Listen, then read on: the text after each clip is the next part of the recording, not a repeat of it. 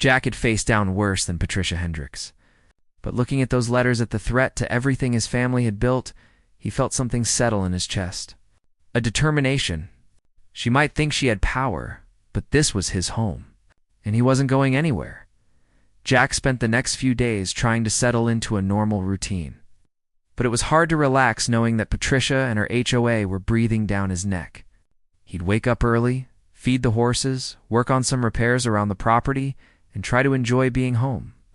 But every time he heard a car slow down on the road, he'd tense up, wondering if it was her coming back with more threats.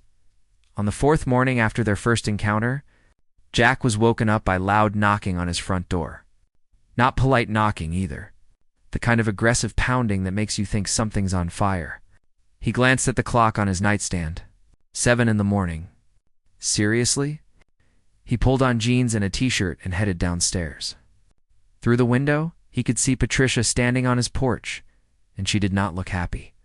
If anything, she looked even more irritated than last time. She was wearing a blazer despite the summer heat and clutching the same massive binder she'd had before. Only now it was even thicker. Jack opened the door. "Morning, Mrs. Hendricks. Mr. Morrison?" She didn't waste time with pleasantries. "I've come to conduct an official property inspection. As HOA president, I have the authority to assess violations and determine appropriate remediation measures." Jack leaned against the doorframe. "You don't have permission to inspect my property." Tricia's face flushed red. "I don't need your permission. As I've already explained, your property is within HOA boundaries. That means we have inspection rights outlined in the covenant." "The covenant I never signed," Jack pointed out. She ignored that completely and pushed past him, actually stepping into his house without being invited. Jack was so shocked by the audacity that for a second he just stood there. Patricia was already looking around his living room, making notes in her binder. "Excuse me," Jack said, his voice harder now. "You need to leave. Right now." Patricia turned to face him with this look of pure contempt. "Mr. Morrison, I understand you've been away, and perhaps things work differently where you were stationed. But this is how things operate in a civilized community. We have standards. We have rules. And we have consequences for people who think they're above those rules." She walked past him and out onto the porch, gesturing toward his property like a disappointed teacher giving a failing grade. "Let's start with the most egregious violations, shall we?" Jack followed her outside, his patience wearing thin. Patricia marched across his yard like she owned it, pointing at everything with her pen. "That barn is a disaster. The paint is peeling, the roof has visible damage, and the entire structure is an eyesore that can be seen from multiple properties in our community. It needs to be torn down or completely rebuilt to match community aesthetics." "That barn is perfectly functional," Jack said. "It's weathered, sure, but there's nothing wrong with it. And it was here decades before your community existed." Patricia made a note in her binder and kept walking. She headed straight for the chicken coop near the side of the barn. Jack had 6 chickens that his mom had been raising before they moved. They were friendly birds, well cared for, and they provided fresh eggs. "Livestock is strictly prohibited," Patricia announced, tapping her pen against the wire mesh. "These need to be removed immediately. We're a residential community, not a farm. The smell alone is affecting property values." "They're chickens," Jack said flatly. "They barely smell at all, and they're staying." Patricia whipped around to face him. "Mr. Morrison, I don't think you understand the severity of your situation. You're not just violating 1 or 2 minor rules. Your entire property is a problem. Every single aspect of it brings down the value of the surrounding homes. Our residents paid good money to live in a nice, clean, organized community. They didn't pay to live next to this." She swept her arm in a grand gesture that took in his whole ranch, like she was presenting evidence at a trial. Jack felt his hands curl into fists at his sides. He forced himself to take a breath. "Mrs. Hendricks, I'm going to say this one more time. My family has owned this land for over 60 years. We built this place from nothing. I'm not tearing down my barn. I'm not getting rid of my animals. And I'm definitely not asking your permission to live on my own property." Patricia smiled, but there was nothing friendly about it. It was the smile of someone who thinks they've already won. Then you'll be hearing from our lawyers, and you'll be receiving daily fine assessments starting tomorrow. $500 per day for the barn. $500 for the livestock. $500 for that junker truck over there. That's $1,500 a day, Mr. Morrison. $45,000 a month. How long can you afford to be stubborn? She walked back toward the road, but before she got to her SUV, she turned back one more time. Oh, and one more thing.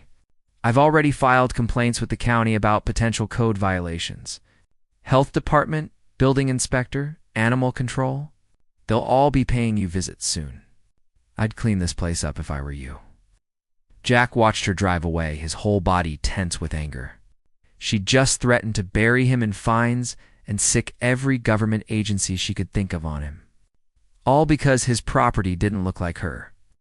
Cookie-cutter houses, he spent the rest of the morning fuming and trying to figure out his next move. Around noon, his phone rang. Unknown number. He almost didn't answer, but something made him pick up. Is this Jack Morrison? A woman's voice, professional and crisp. Yeah, who's this? This is Officer Chen with County Animal Control. We received a complaint about neglected horses at your address. I need to schedule a time to come out and inspect the animals.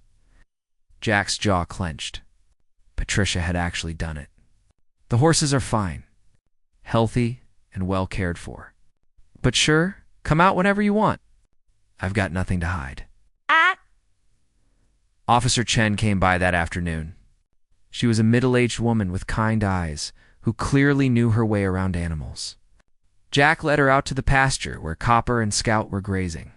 She spent 20 minutes examining them, checking their hooves, looking at their teeth, assessing their body condition. These are some of the healthiest horses I've seen this month, she finally said, giving Copper a pat on the neck. Whoever filed that complaint was wasting everyone's time. Do you know who called it in? I've got a pretty good idea, Jack said. He explained the situation with Patricia and the HOA. Officer Chen shook her head in sympathy. That woman calls in at least 2 complaints a week, she said quietly. Most of them are completely bogus. Between you and me, we're all getting pretty tired of it. Just document everything, okay? If she keeps harassing you, that could be useful down the line. After Officer Chen left, Jack decided to take her advice seriously.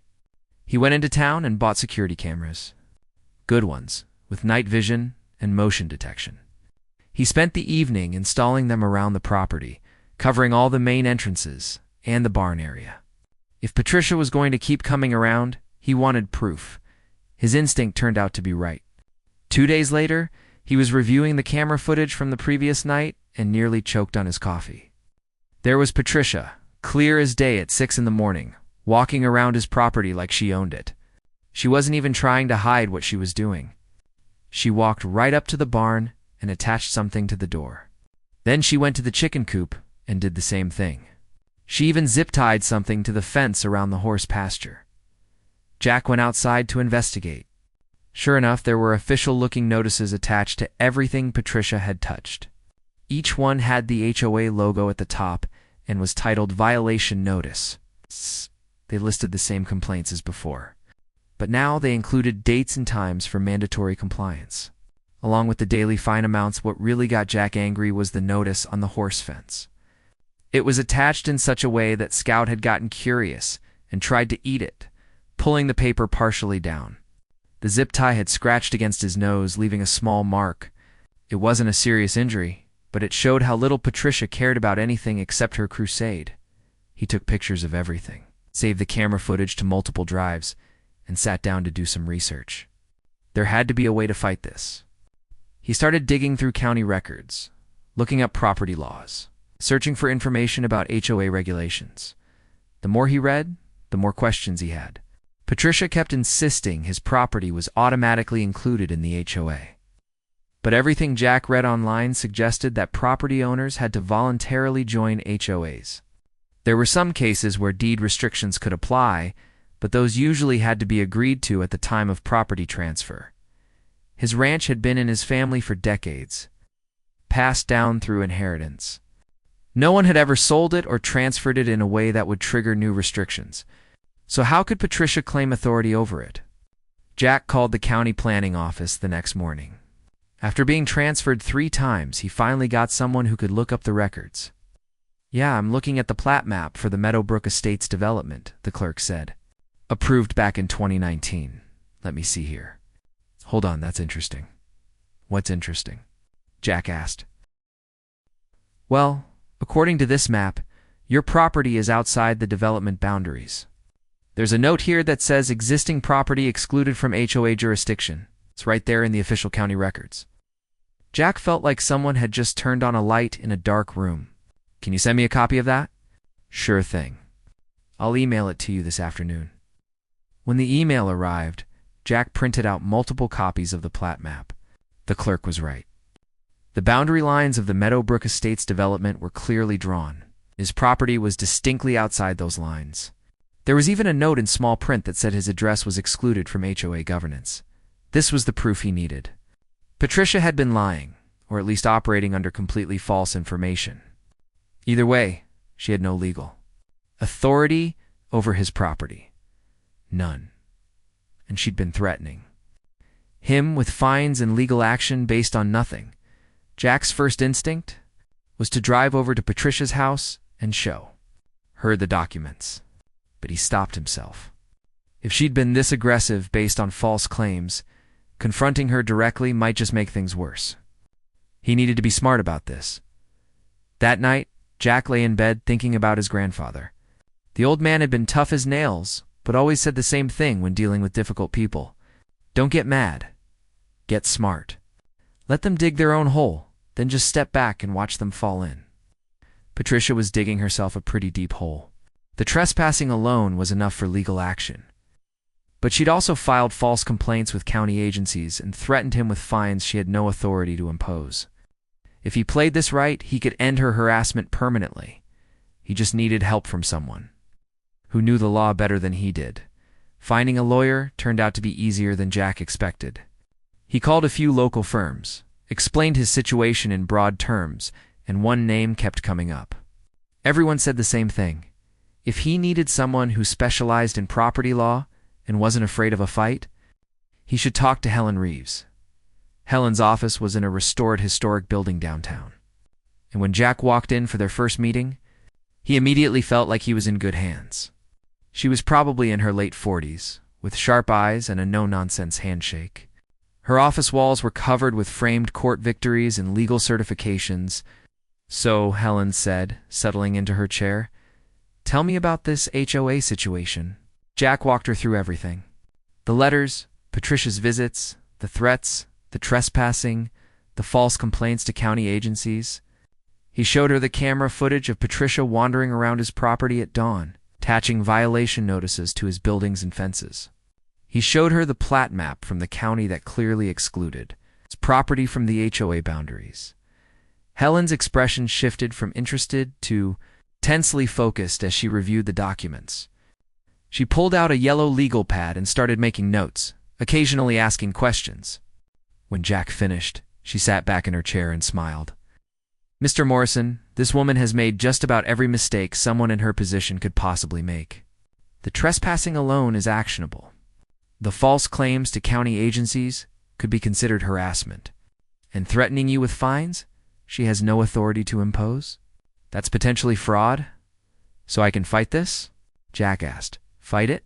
You can shut it down completely. Your property was never legally part of that HOA. Not automatically, not conditionally, not in any way. She's been operating under completely false assumptions. And she's been doing it aggressively enough that she's opened herself up to serious legal consequences." Helen explained that each HOS couldn't just claim jurisdiction over properties at will. There had to be voluntary agreement, deed restrictions, or legitimate inclusion in the development from the start. Jack's property had none of those things. The county records made that crystal clear. "Here's what I recommend," Helen said. "We send her a cease and desist letter first. That's the professional approach. We outline exactly why she has no authority over your property, cite the relevant laws and county records, and tell her to stop all contact immediately. If she ignores it, we file suit. What about the fines she threatened? Jack asked. Helen waved her hand dismissively. Completely unenforceable. She can send you invoices until she's blue in the face. They mean nothing. In fact, continuing to threaten you with fraudulent fines after receiving a CCND's letter would just make her legal situation worse. Jack left Helen's office feeling lighter than he had in weeks. Finally, someone was on his side who actually knew what they were talking about. Helen said she'd draft the Sysandis's letter within a few days and send it certified mail so there'd be proof Patricia received it. Meanwhile, Patricia's harassment was escalating. Jack started noticing her SUV driving by his property multiple times a day. Sometimes she'd slow down and take pictures. Other times, she'd stop and just sit there, staring at his barn like it had personally offended her. His security cameras captured all of it. Then things got weird. Jack came home from a supply run in town one afternoon to find someone from the county building inspector's office examining his barn. The man was middle-aged, carrying a clipboard, and looked thoroughly bored. "Can I help you?" Jack called out. The inspector turned around. "You the owner?" "I'm here about a complaint filed regarding unpermitted structures and potential code violations." Jack's stomach sank. "Let me guess. Patricia Hendricks filed the complaint." The inspector's expression said everything. He'd clearly dealt with Patricia before. "Look, I've got to follow up on every complaint we receive. It's my job. But between you and me, I can already tell you there's nothing wrong here. Your barn predates most of the county codes anyway. It's grandfathered in." He spent about 15 minutes looking around, checking boxes on his clipboard, more out of obligation than actual concern. Before he left, he told Jack the same thing Officer Chen had said. Document everything and consider it harassment if it keeps up. The health department showed up 2 days later. Same story? Someone had filed a complaint about unsanitary conditions and potential health hazards from livestock. The inspector spent 10 minutes looking around, complimented Jack on how clean he kept everything, and told him the complaint was baseless. "You know what's funny?" the health inspector said as he was leaving. "The person who filed this complaint listed concerns about smell and waste contamination. But your property is actually cleaner than most of the residential homes I inspect. Whoever called this in has never actually seen how well you maintain this place." Now, Jack knew exactly what that meant. Patricia had filed complaints based purely on her assumptions and her desire to cause him problems. She didn't care about actual health or safety concerns. She just wanted to bury him in bureaucratic hassles until he gave up. But Jack wasn't giving up. Every time an inspector showed up and found nothing wrong, that was more documentation of Patricia's harassment. Every false complaint was another mark against her. She was building his case for him. The C.I. Sandus's letter went out on a Wednesday. Helen sent it certified mail with return receipt requested, so they'd know exactly when Patricia received it. Jack got a notification on Friday that she'd signed for it. He waited, curious to see how she'd respond. He didn't have to wait long. Saturday morning, his phone rang at 8 a.m., unknown number again. Jack answered it on speaker. Mr. Morrison. A man's voice this time, cold and professional. "This is Richard Sterling. I'm the attorney for the Meadowbrook Estates Homeowners Association. I've been asked to inform you that the HOA board has voted to impose a special assessment on your property in the amount of $50,000. Jack felt his pulse quicken, but he kept his voice steady. "On what grounds?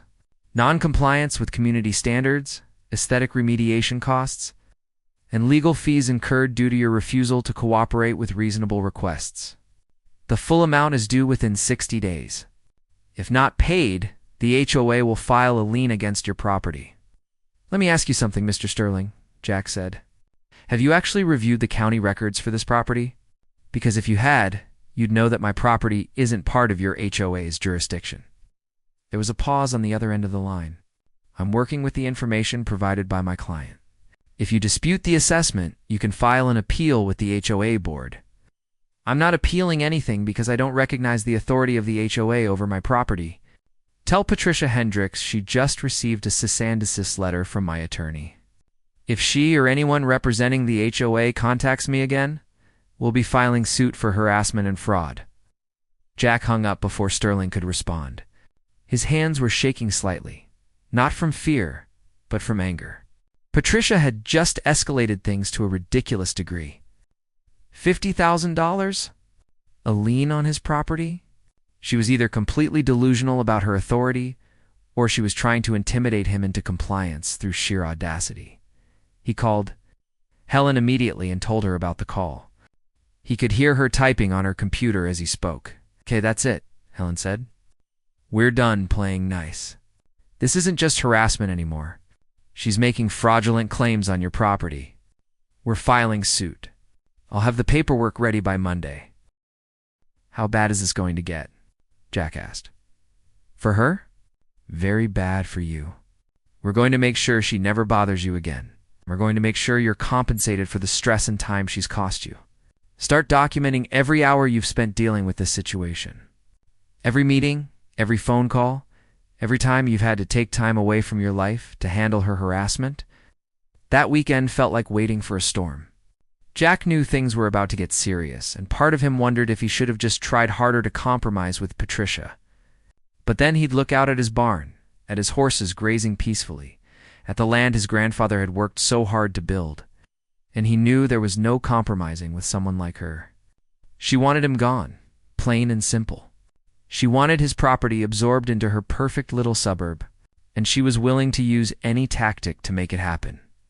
On Sunday afternoon, Jack was out in the barn doing some maintenance when he heard a vehicle pull up.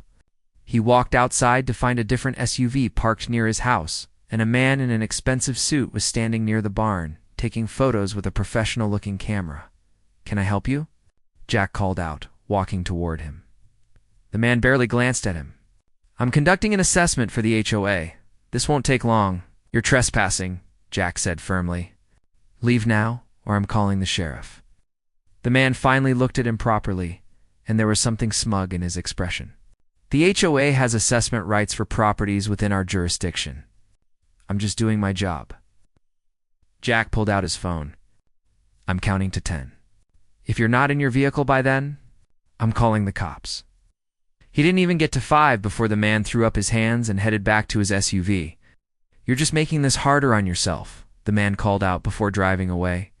"The assessment is happening, whether you cooperate or not." Jack immediately checked his security cameras and saved the footage. Another trespassing incident caught on video. Another piece of evidence for Helen to use. Monday morning, Helen called with an update. The lawsuit is filed.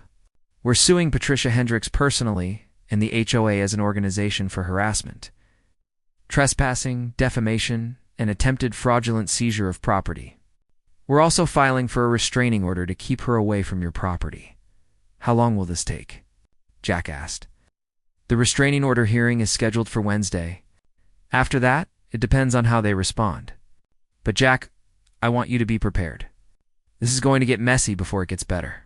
Patricia strikes me as someone who doesn't back down easily." Helen was right about that. Tuesday afternoon, Jack found a notice taped to his front door. It was from the HOA attorney, informing him that his lawsuit was frivolous and would be dismissed, and that the HOA was countersuing him for legal fees and property devaluation. Jack just added it to his growing folder of documentation and tried to keep his mind off Wednesday's hearing. That night, he barely slept. He kept thinking about his grandfather, about how the old man would handle this situation. His grandfather had faced down developers before. Back in the 90s, when someone tried to buy the ranch to build a shopping center, the old man had refused to sell, and eventually the developers gave up and went elsewhere. "Stand your ground," his grandfather used to say. "People will respect you or they won't, but if you let them push you around once, they'll never stop." Wednesday morning, Jack put on the best clothes he owned and met Helen at the courthouse. The courthouse was one of those old granite buildings that made you feel small the moment you walked in. Jack met Helen in the hallway outside the courtroom, and she looked completely at ease. She'd clearly done this 1,000 times before. "Remember," she said, adjusting her briefcase, "stay calm no matter what happens in there. Don't react to anything Patricia or her lawyer says. Let me do the talking." They walked into the courtroom together. Patricia was already there with her attorney, Richard Sterling, the same man who'd called about the special assessment. Patricia looked different than usual. She'd toned down her usual aggressive demeanor and was wearing a conservative outfit that made her look almost reasonable. Almost, but Jack could see the anger in her eyes when she glanced his way.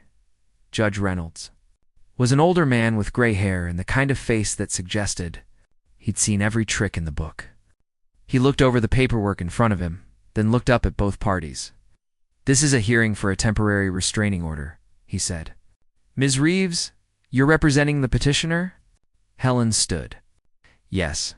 Your Honor, we're seeking a restraining order against Patricia Hendricks to prevent further harassment and trespassing on my client's property, Mr. Sterling." "You're representing the respondent in the HOA?" Sterling stood as well. "Yes. Your Honor, we believe this request is completely without merit. Mrs. Hendricks has been acting within her authority as HOA president, and Mr. Morrison's claims are exaggerated." Judge Reynolds nodded. "Let's hear what you've got, Ms. Reeves." Helen opened her briefcase and pulled out a thick folder. "Your Honor, this property has been subjected to a sustained campaign of harassment by Mrs. Hendricks. I have documentation showing repeated trespassing, false complaints to county agencies, and threats of fraudulent fines and property liens." She laid out the evidence methodically. First, the plat map from the county showing Jack's property was outside the HOA boundaries. Then the security camera footage showing Patricia on Jack's property without permission at 6 in the morning, attaching violation notices. Then the records of false complaints to animal control, health department, and building inspectors, all filed by Patricia, all found to be baseless. Judge Reynolds leaned forward, watching the security footage on Helen's laptop. His expression grew more stern with each clip. "Mrs. Hendricks," he said, looking over at Patricia, "what were you doing on Mr. Morrison's property at 6 a.m.? Patricia stood up before Sterling could stop her.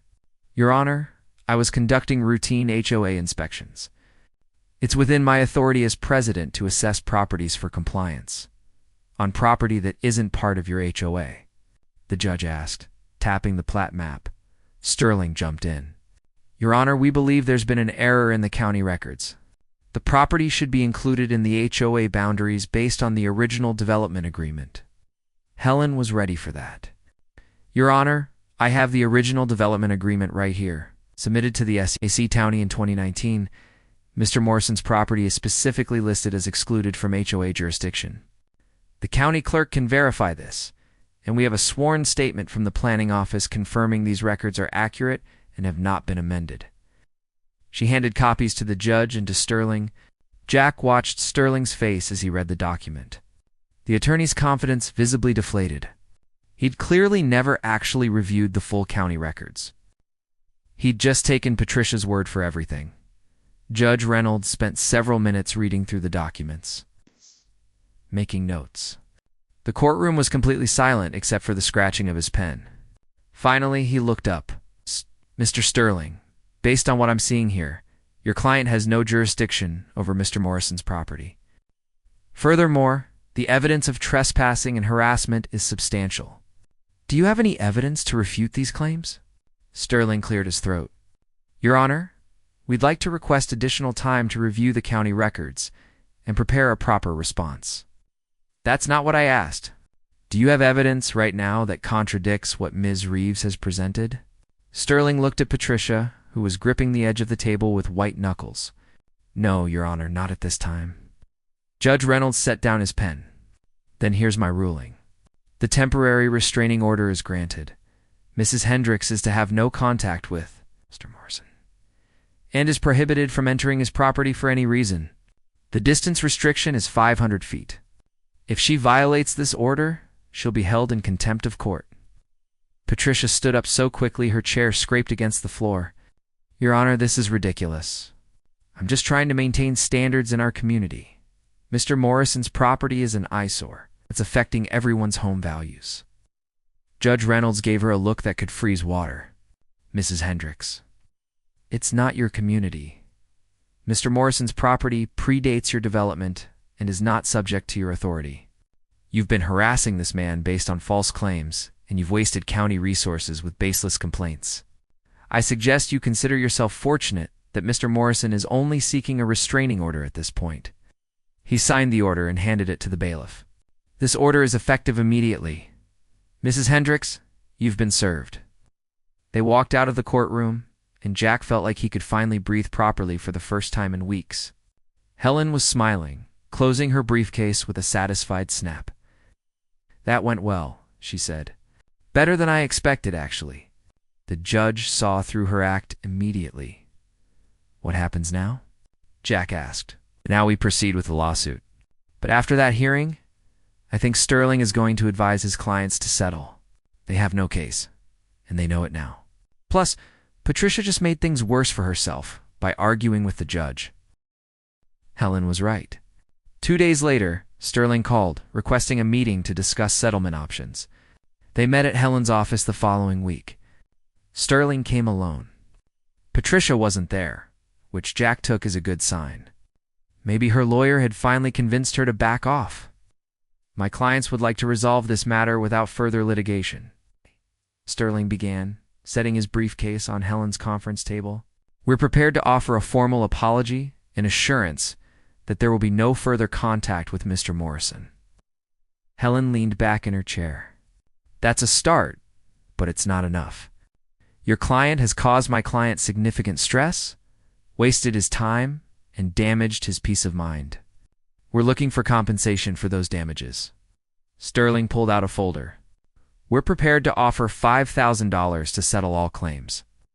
$50,000, Helen said without hesitation. Plus, a formal retraction of all violation notices and fines. A letter to all HOA members clarifying that Mr. Morrison's property is not part of the HOA. And Patricia Hendricks steps down as HOA president. Sterling nearly choked. That's excessive. Now, what's excessive is your client spending months harassing my client, trespassing on his property, filing false complaints, and threatening fraudulent liens. If we go to trial, we're asking for more than $50,000. We're also going to bring up some other interesting things we've discovered. Helen pulled out her own folder and slid it across the table.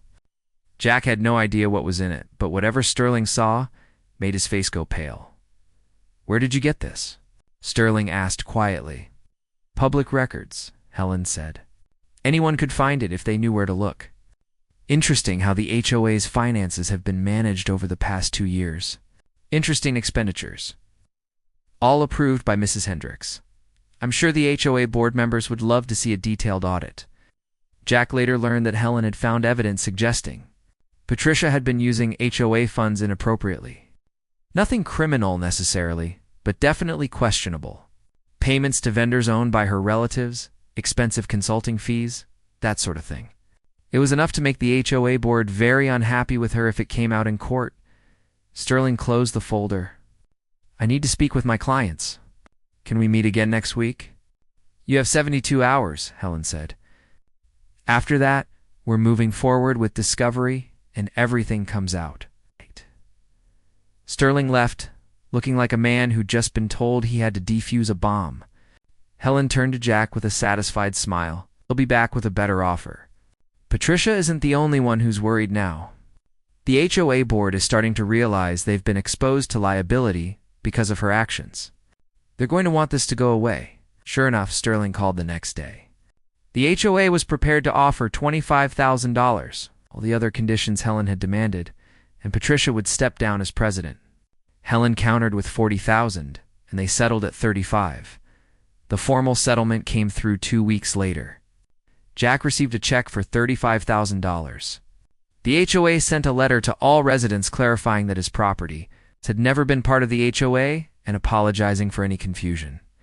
All the violation notices were formally retracted, and Patricia Hendricks resigned as HOA president, effective immediately. But Helen wasn't quite done. There's one more thing we need to address, she told Jack during their final meeting. The criminal trespassing. What do you mean? Jack asked. Patricia trespassed on your property multiple times, even after being told she wasn't welcome. We have video evidence. While the civil case is settled, that doesn't mean she shouldn't face consequences for breaking the law. Helen had already been in contact with the district attorney's office. With the video evidence and documentation of repeated trespassing, despite verbal warnings, they agreed to file charges. It wasn't about revenge for Jack. It was about making sure Patricia understood that actions had consequences. The criminal case moved quickly. Patricia's own lawyer advised her to take a plea deal rather than go to trial, where the video evidence would be shown to a jury. She pleaded no contest to misdemeanor trespassing and was sentenced to community service, a fine and probation. But the biggest consequences for Patricia came from the HOA itself. Once the board members learned about the questionable finances and realized how much liability she'd exposed them to, they launched their own investigation. It turned out Helen's suspicions were correct. Patricia had been using HOA funds to pay her brother-in-law's landscaping company to do work on her own property. She'd approved expensive consultant fees that went to friends. She'd even used HOA money to pay for her lawyer in the dispute with Jack. The HOA board voted to remove her from the board entirely and filed a civil suit to recover the misused funds. Patricia's perfect image as the guardian of community standards crumbled completely. 3 months after the settlement, Jack was finally starting to feel like his property was his own again. No more threatening letters in the mail. No more SUVs driving by slowly to take pictures. No more officials showing up to investigate bogus complaints. Just peace, quiet, and the normal rhythm of ranch life. He was out in the barn one Saturday morning, mucking out stalls, when he heard a vehicle pull up. His first instinct was tension, that familiar defensive feeling he'd developed during the whole ordeal. But when he walked outside, he was surprised to see a young couple standing near his fence, looking at the horses. They waved when they saw him. "Sorry to bother you," the man called out. He looked to be in his early 30s, wearing jeans and a flannel shirt. "We just moved into one of the houses down the road. I'm Tyler, and this is my wife Amy. We were wondering if you gave riding lessons." Jack walked over, wiping his hands on his jeans. "I don't, actually. This is just a small operation." "Why do you ask?" Amy smiled. "Our daughter is horse crazy, and when she saw your horses from the road, she hasn't stopped talking about them. We thought it might be worth asking." They chatted for a few minutes, and Jack learned they'd moved to Meadowbrook Estates from the city, looking for a quieter place to raise their kids. They seemed like good people, nothing like Patricia. Before they left, Tyler mentioned something that caught Jack's attention. "Hey, we heard about what happened with the old HOA president," Tyler said. "Just wanted to say we're glad you fought back. A lot of us weren't happy with how she ran things, but nobody knew how to stand up to her. She made everything so complicated and stressful. It's been better since she left." After they drove away, Jack realized something had shifted in the neighborhood. People were starting to see his ranch differently. Not as an eyesore or a problem, but as something that made the area unique, that made it more than just another cookie-cutter suburb. Over the next few weeks, Jack had more neighbors stop by. Some were just curious about the horses. Others wanted to buy fresh eggs from his chickens. A few admitted they'd been afraid to talk to him during the conflict with Patricia because they didn't want to become her next target. Now that she was gone, people felt free to be friendly. One afternoon, a man named Greg from 2 streets over stopped by with his teenage son. "We're working on our Eagle Scout project," Greg explained, "building a nature trail at the community park. We were hoping you might have some advice about dealing with the terrain and maybe some plants we could use." Jack spent an hour talking with them, sharing what he knew about the local ecosystem from decades of working the land. Greg's son was fascinated by everything, asking questions about conservation and land management. Before they left, Greg mentioned that the new HOA board was taking a completely different approach to things. "They're actually reasonable now," Greg said. "They're focused on actual community stuff, like organizing events and maintaining common areas. Not trying to control every little thing about people's properties. It's like night and day." The new HOA president was a retired engineer named Robert, who had moved to the neighborhood to be closer to his grandkids.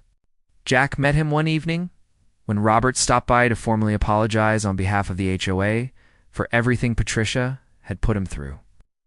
"We had no idea how badly she'd overstepped," Robert said, sitting on Jack's porch with a glass of lemonade. "Most of the board members weren't involved in the day-to-day stuff. She handled everything and just presented us with updates.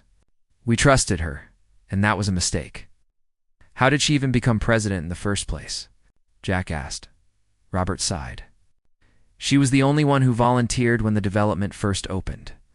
Everyone else was busy settling into their new homes, and she seemed organized and capable. By the time people realized how controlling she was, she'd built up enough political capital that it was hard to challenge her. Until she came after me, Jack said. Until she came after you, Robert agreed. That was her biggest mistake. She'd gotten away with being a bully for so long. She thought she was untouchable. Going after someone whose property wasn't even in the HOA, making false claims, trespassing. She got overconfident. They talked for a while about the neighborhood's future. Robert asked if Jack would be willing to attend an HOA meeting, not as a member, but as a neighbor, to share his thoughts on how the community could coexist with the ranch. Jack was surprised by the invitation, but agreed. The meeting was nothing like he'd expected. Instead of the tense, rule-obsessed atmosphere Patricia had created, it was actually pleasant. People discussed normal community issues like organizing a neighborhood garage sale, planning a summer barbecue, and maintaining the playground equipment at the park. When Robert introduced Jack and asked him to share his perspective, people actually listened. "I'm not part of the HOA, and I don't want to be," Jack said honestly, "but I'm happy to be a good neighbor. My ranch has been here a long time, and it'll be here a long time more. I'm not looking to cause problems for anyone. I just want to live my life and work my land in peace." One woman raised her hand. "Would you be willing to do an open house sometime? My kids are fascinated by the ranch, and I think a lot of families would love to see it." Jack thought about it. 6 months ago, he would have said no immediately. But things were different now.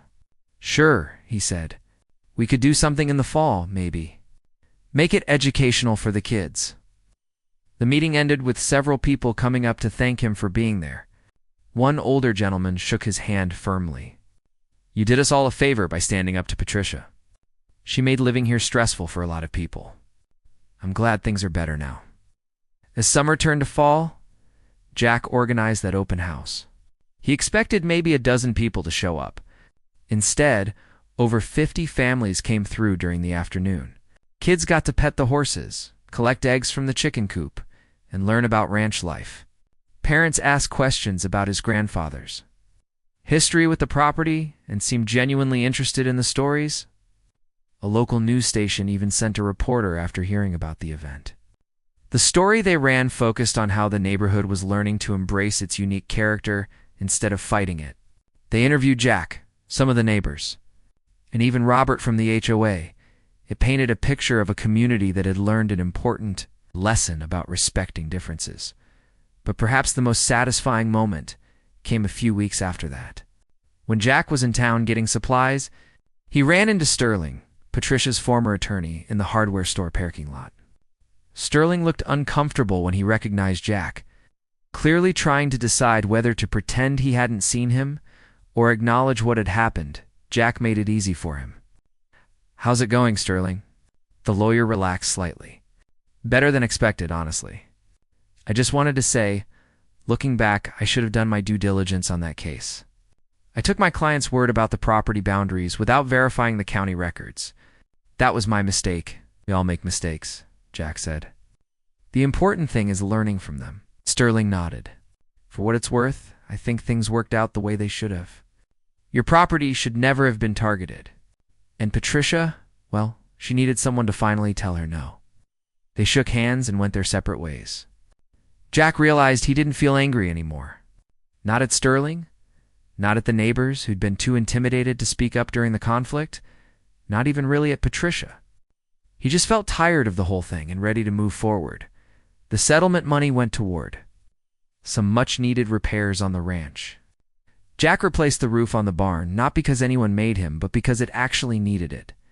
He fixed up the old fence, reinforced the chicken coop, and even gave his grandfather's truck a proper restoration. None of it was done to satisfy HOA standards. It was done because it was time and because he could finally afford to do it right. Winter came, and with it a kind of peace Jack hadn't felt since before he deployed. He'd wake up early, feed the horses in the cold morning air, and watch the sun rise over land that was undeniably his. No threats, no harassment, no battles to fight. just the simple satisfaction of doing work that mattered to him. One December morning, he was surprised by a knock on his door. When he opened it, he found Amy, the woman who'd first stopped by asking about writing lessons, standing there with her daughter. The little girl, who couldn't have been more than 8, was bundled up in a winter coat and holding a hand-drawn picture. "Hi, Mr. Morrison," Amy said. "Lily wanted to give you this. She's been talking about your horses since the open house." Lily shyly handed him the picture. It was a crayon drawing of his barn, with Copper and Scout standing in the pasture and stick figures that were presumably meant to be visitors. At the top, in careful, childish handwriting, it said, "Thank you for sharing your ranch." Jack felt something tighten in his chest. "This is beautiful, Lily. Thank you. Can I ask you something?" The little girl said quietly, "Sure. Why did that mean lady want you to leave?" Jack crouched down to her eye level. "Sometimes people are afraid of things that are different from what they're used to. The mean lady wanted everything to look the same, and my ranch looked different. But different isn't bad. It's just different." Lily nodded seriously, processing this. "I'm glad you didn't leave. I like your ranch." After they left, Jack put the drawing up on his refrigerator. It stayed there through the winter and into spring, a reminder of why he'd fought so hard. Not just for himself or his family's legacy, but for the idea that people should be able to live their lives without someone else trying to control every detail.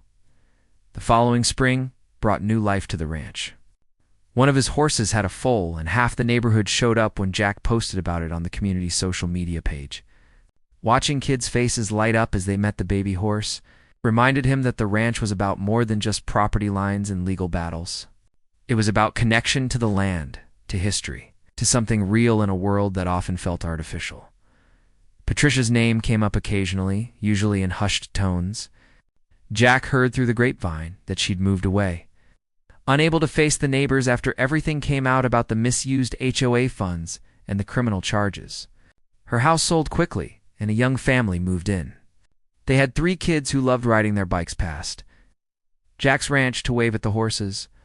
On the 1-year anniversary of his first confrontation with Patricia, Jack was sitting on his porch with a beer, watching the sunset. His phone rang. It was Helen, his attorney. "Just wanted to check in," she said. "How are things?" "Quiet," Jack said. "Finally quiet. It's good. That's what you deserve. Hey, I wanted to tell you something. I've had 3 other clients come to me in the past few months with similar HOA overreach problems. Every one of them mentioned your case. You've inspired people to stand up for themselves." Jack hadn't thought about it that way. He'd just been trying to protect his home. But maybe that's what standing up for yourself always looked like. Just trying to protect what mattered and hoping it was enough. "Thanks, Helen, for everything. Anytime.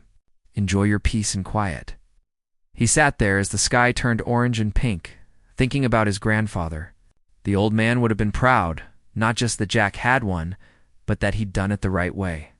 No shortcuts, no compromising his values, just standing firm on solid ground. The ranch that had been in his family for 3 generations would stay in the family. The land his grandfather had worked so hard to build would remain exactly what it was meant to be, and Jack had learned something valuable about himself in the process. He'd discovered that sometimes the hardest battles aren't fought on distant battlefields, but right in your own backyard.